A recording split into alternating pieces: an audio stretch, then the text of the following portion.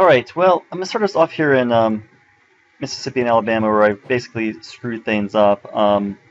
Milroy and Marr are on the way to Mobile. They have one more day to get to this to get here, and then they'll head on down. So it has them at 9 days. I have them on evading.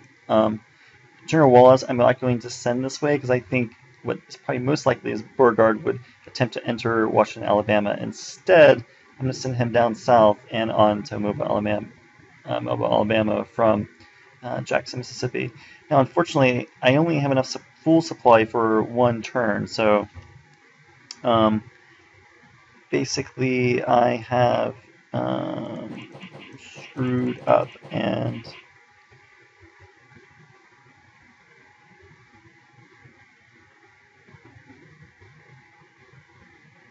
I was trying to see if Scorched Earth would help a little bit.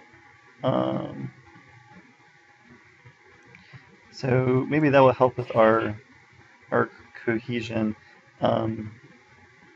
It won't actually help with our supply though. It's kind of interesting up here in Mogram, Alabama. I'm going to go ahead and try to assault and go ahead and destroy these militia units and capture the town. There is a railroad that was destroyed. Oh, well, it was destroyed here earlier, but so in theory they may come in and attack, which could be interesting. I'm gonna have Grant head back and take Fort Pillow. I think what he would probably do is rail over here and then come up to defend Fort Henry and Donelson. And I'm going to try to scout out what is down here in Springfield a little more. In Virginia and Maryland, I'm trying to set up some defensive lines, and I'm sending a corps over to take up position in Montgomery. All right, let's run the turn and see what happens. All right, well, sorry if you hear a little bit of thunder in the background. We're having a thunderstorm here. So the big news is Forrest came out of nowhere with 2 divisions and has destroyed the railroad here, captured a lot of the area here, and taken St. Louis. So it's a big loss for the Union. I'm going to try to focus in on those battles. First of all, there's a skirmish here with a few forces, which Forrest easily defeated. We also lost in Maryland, which I'll show in a minute.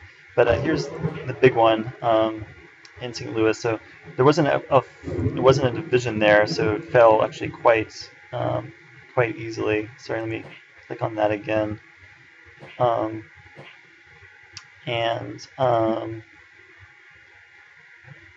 then basically this was the rest of it that was destroyed. So we do have a force here, but led by Kearney, and then the other forces are all the way over here in Lexington as well. So it won't be super easy to get back to attack. I don't really know if we would be able to attack this turn, but it's a big loss and a big win for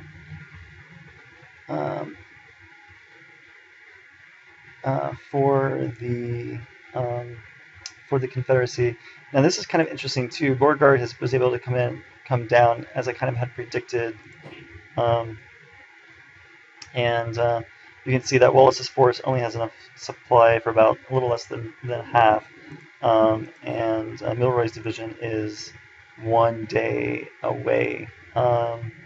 We did take Montgomery, and here's what's left of the force there. The other big news is that Jackson came in and defeated us in Fredericktown, and so let me kind of zoom back to that.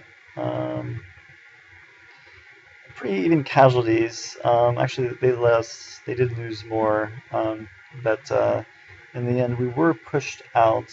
Actually, this is pretty. As you can see, it's a pretty even number of men. We had a lot more artillery though. So Jackson now has complete control of Fredericktown, and here is Barry's corps. You can see that the hits they took, and Smith's corps is now in Harper's Ferry. Yep. So I'm gonna go ahead and end the turn because there's a lot of thunder going on in the background. But as you can see, not a great turn at all by any stretch of the imagination for the Union. Grant, unfortunately,